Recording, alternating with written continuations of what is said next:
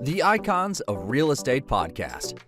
Are you ready to learn the proven money-making secrets from top-producing Icon agents? Ready to skyrocket your business? This podcast is for you. Tune in every week and find out how to implement proven strategies to 10 times your business. From $3 million to $30 million in just 12 months. Brought to you by the Masters in Real Estate Marketing, Arter SEO.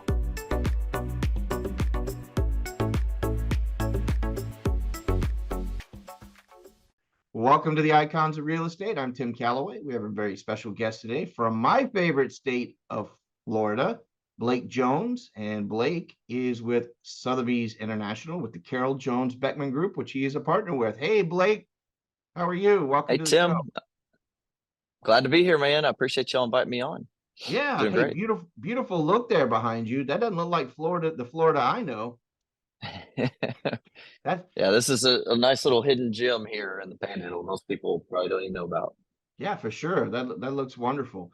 So let's go ahead and start at the beginning, Blake. How did you get started in real estate? Did you grow up? Were you a 6-year-old trying to sell your parents' house? And said, I always want to sell homes. How'd you get started? Man, I actually, my dad was a second generation builder. And so as soon as I was old enough, I was working for him on the job site. And to be totally honest, I despised realtors for most of my life. Wait, I got to stop the recording. Hold on. Being honest. Do you need therapy, Blake? Do I need to get Always. I think it's good for everybody. Right? But yeah, so, we growing up as a builder's son, it was peaks and valleys and a lot of hard times, a lot of fun times. And my recollection from that period of life was that I will never get into real estate because I wanted to be in something stable. And so hence going to college and getting the only degree that I could think of that would help solve that, which is finance. And, went into banking for a while and didn't really enjoy that very much. So went back to school, got my MBA. Then Merrill called, so I went to go work for Merrill Lynch. And as your background, that's a tough gig to get started off the runway. I think it's a success rate of less than 5%. Yep. And made it 5 or 6 years. It's been a while.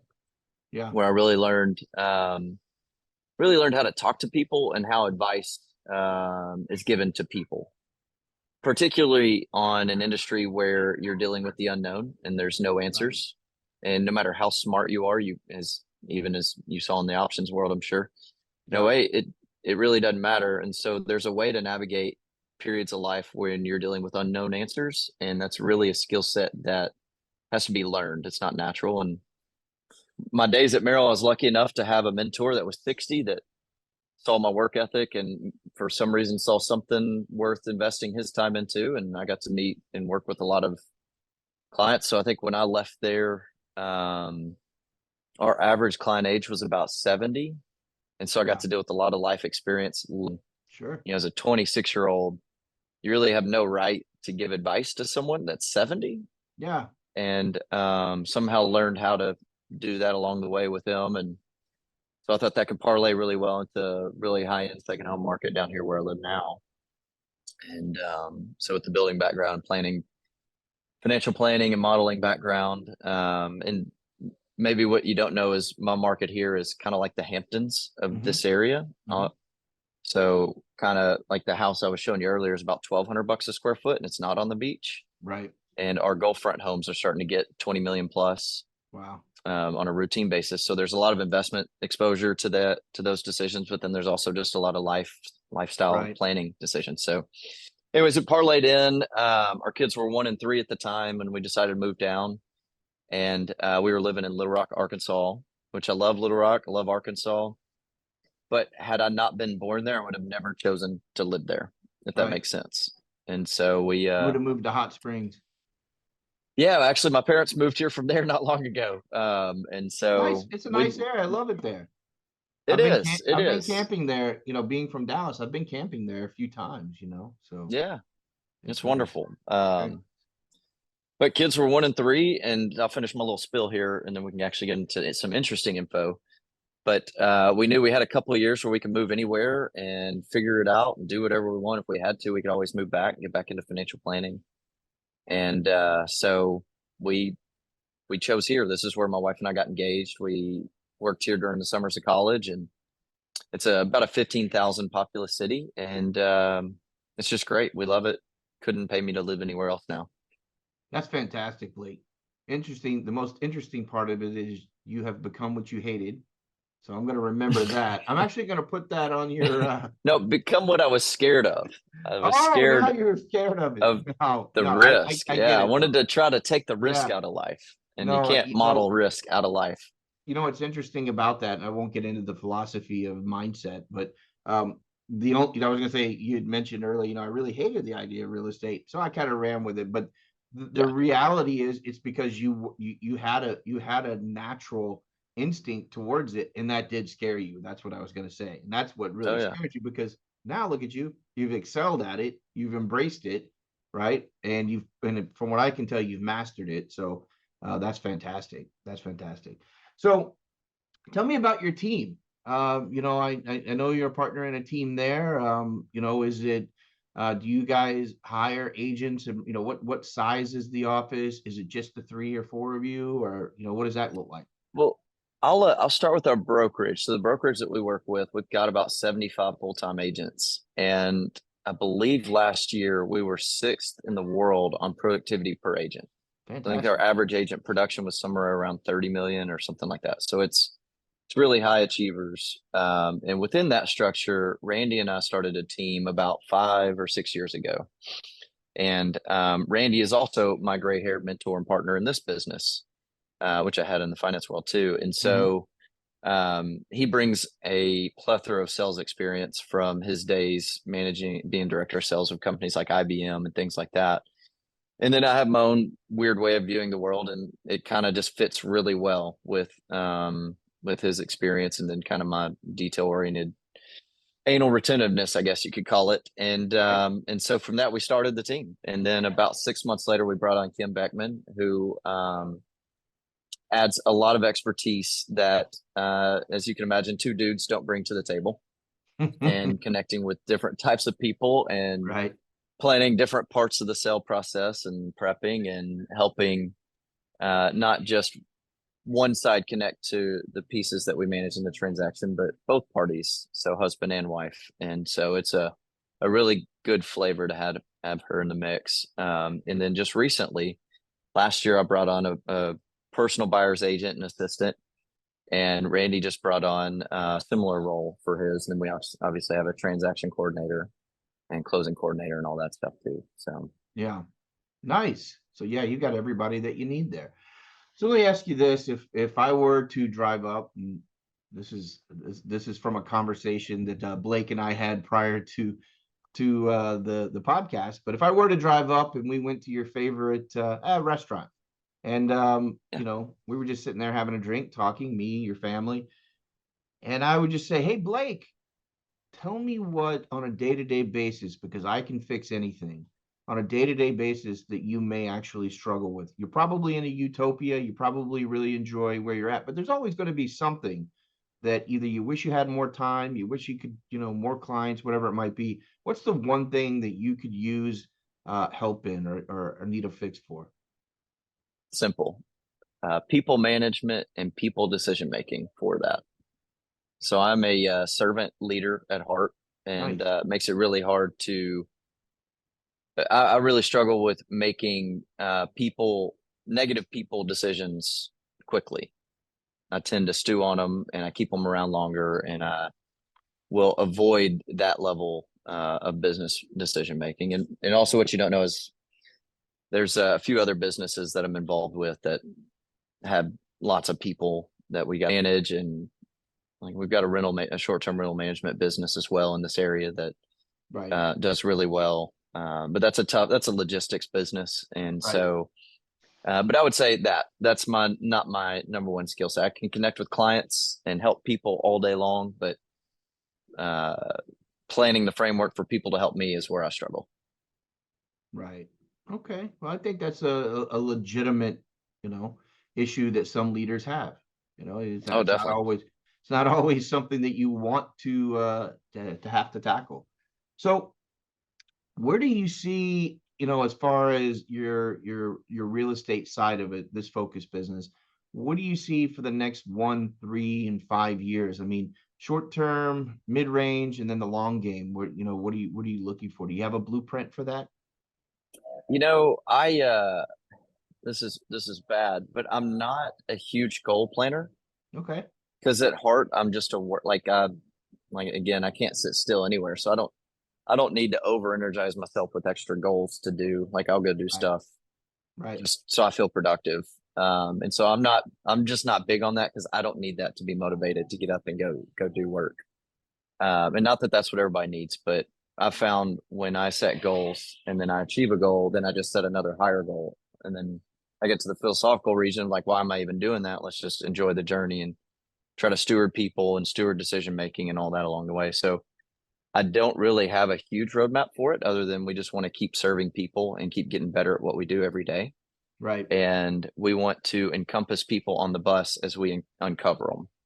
I wouldn't say we have a goal to go manage or help other agents and try to build up that level of business. I think for me, in the market that we're in, we get to deal, I'll do 30 to 40 million this year and deal with 20 to 25 transactions. And so it's a really intimate relationship with each client.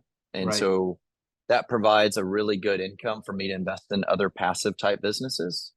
And for instance, on the brokerage side, if you want to have an asset that's worth selling, then you've got to build big teams and you've got to build mountains of production. And you've got to have processes and systems. It's all based on managing salespeople. And I'm not a huge fan of managing salespeople. so, so I said real quick, when we started becoming pretty successful in real estate, that we do not want to own a brokerage and we don't want to have that level of management. I would rather, if I'm going to manage things, I want to have residual income on that type of product. So that's where we spawned our property management business, because you Gotcha. don't have to go out and find new business every day. You just need Right. to serve and culture and steward what you have.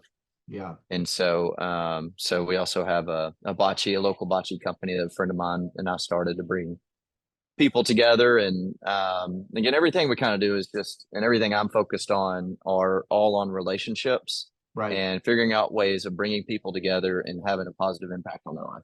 Yeah. Very nice. So, we both live in Florida. We've seen, or we have witnessed, and it doesn't look like it's slowing down, but we have witnessed, a large influx, at least, in the past 10 years, 5, 10 years, which is longer than both of us have been in Florida, but it hasn't stopped. A large influx of migration down here. Yeah. And we're running out of land. We're running out of peninsula, or The whatever you want to call it. island's getting full. Island's getting full if it's not sinking. No, I'm Yeah. kidding. That's a Miami joke. Oh yeah. But Depends on what age period you're looking at, right? yeah, exactly. 10 years from now, I'll probably live in a houseboat. But how are you garnering, is the brunt of your business people moving into the area, or is it, or do No, you solely work on people who are interchanging and fighting horseflies? No, interchanging homes in the area. Is that more of what you I deal would with? say, more recently, a larger percentage of my business has been full-time type moves.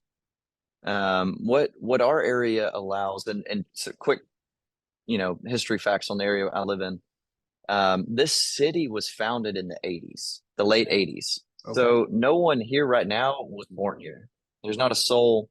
Like Wow. it's not like Nashville where nobody's born there, but there's still a big subculture of people that were born there. Anyways, and so this area's seen a high level of growth and a lot of increase in value because of some of the structures around how they've developed it and designed it and all that. But so nobody's from here. So the path forward is all creative and it's Wow. all transplants. And so it's really good to be able to bring those folks together and it creates a lot of opportunity, whether good opportunity or bad opportunity, That's a so. beautiful area for sure. I encourage anyone that's looking to make a change in Florida or to Florida to check it out, But it especially is, on the to West answer your Coast. question on the primary stuff, what we're starting to see is a lot of people are in the decision-making zone of, I want to go ahead and buy something now because they know real estate's going up long-term in the state of Florida because people are moving here. As long as that's the case, we should increase in value. But they're not quite retired yet, ready to move here full-time. And so, a lot of the clients are in that, what I call a tweener house. And so they're trying to go ahead and get something now. And this was probably 6 months ago prior to rates going up, and lock it in and have it produce rental income over their ownership period. And in a couple of years, when they get to hang up their reins with their business, then they, spend 6 months in a day or longer here as they figure out that next stage of life. And so that would be probably a big portion of my business, probably 50 to 60%. Okay. I'd say 20 to 25 is full time, and then the remaining 10% is just pure investment. Just looking for properties that cash flow and things like that. Nice. How would someone get in touch with you, Blake, if they were interested in the area and maybe they weren't familiar with Santa Rosa? I live in Florida and I've been through there a few times, but I'll tell you this, I would like to come down and look at some of your area, or come out and look at some of your area sometime for sure. How would they get in touch with you? Well, I mean, the best way, I'm a phone call guy. I love phone calls, and I'll talk to anybody and help them with anything. So we've got obviously all the websites and online marketing, Instagram, everything. Just kind of depends on whose medium. And this bug is killing me. I can give a little plug. It's at Blake on 30A for Instagram. Is a real easy way to just kind of see some of the lifestyle elements and things here. And I'd put your give us your phone number. It's just gonna, it's gonna be on the podcast.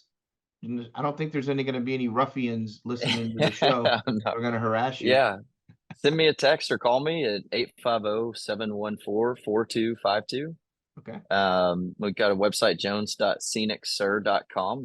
There's Google Blake Jones 30A and it'll pop up too. And, I'm real easy to talk with and you won't be bothering me at all. You got it. Well, we're at the point of the show, Blake. We're kind of winding down, and what I like to do, and this is the only curveball I'll throw you on the show, is I'd like to give you the last minute or two to take us out. You're kind of the hit record and I'm the DJ spinning it, right? So anything on your mind, your heart, your soul that you'd like to share with someone? It could be about business, it could be about your family, it could be about how to dress that Thanksgiving bird tomorrow. Just take us out. Man, wow, that is a curveball. Yeah, I would just say always view every situation you're in with somebody as an opportunity to make a positive impact in someone else's life. And remember that you're not always playing from your role. Sometimes you're there to be a piece in the whole puzzle. And so always just add value if you can. No, that's great sage advice. That wasn't a curveball. That was perfect. What are you talking about? Great advice, man.